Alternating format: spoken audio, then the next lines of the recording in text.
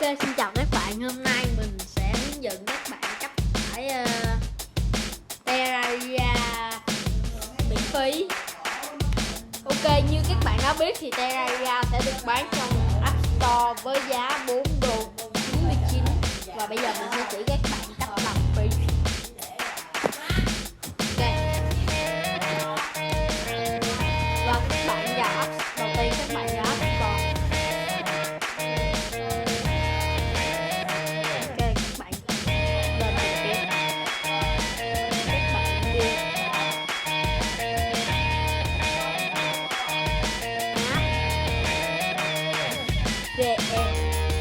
Ok đó.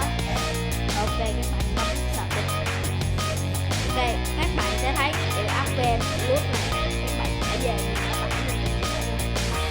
ok và vào app VM lúc đây nó sẽ hiện lên như vậy. Rồi các bạn hãy đi kiếm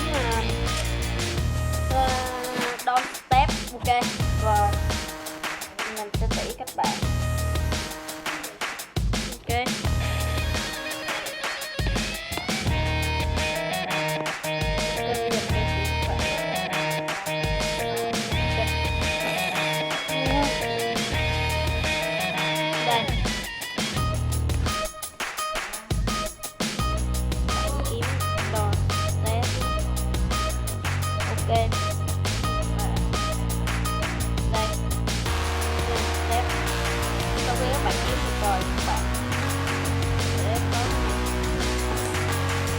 đó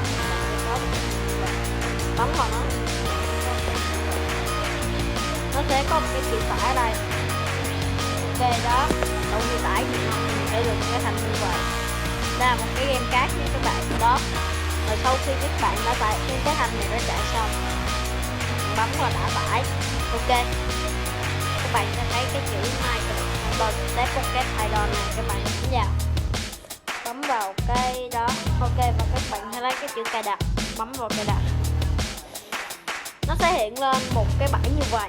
Ok rồi bây giờ các bạn bấm cài đặt, mình đã cài đặt rồi đấy, rồi no ngoài đây. Ok mình ok rồi các bạn sẽ đợi đến khi mà nó tải xong nó sẽ ra được một cái app như vậy. Đây là đôi step. Ok và cảm ơn các bạn đã theo dõi video.